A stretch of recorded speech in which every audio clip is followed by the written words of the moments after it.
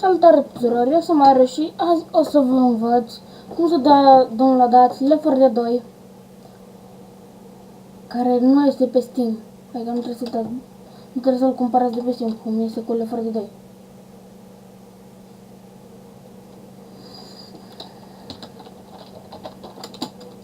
Scrieți așa cum scriu aici, deci download.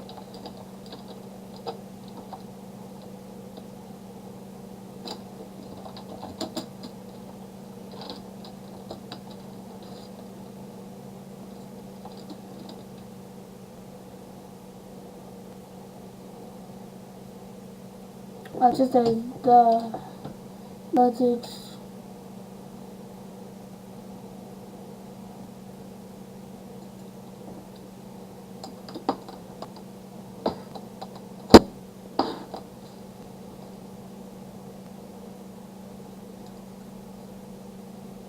Asta poate să încarce pagina de...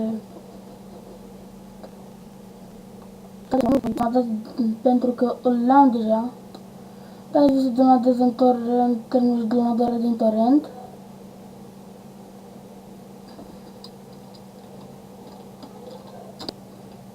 Am revenit.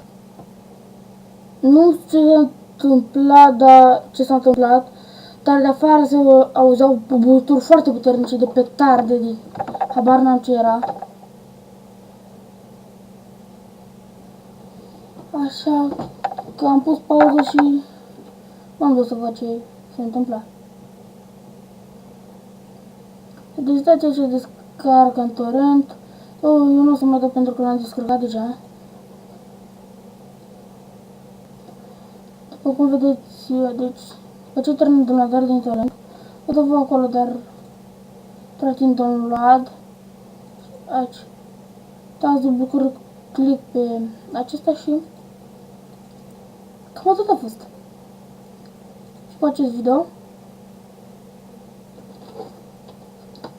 Să nu uitați să apăsați butonul de like. La revedere!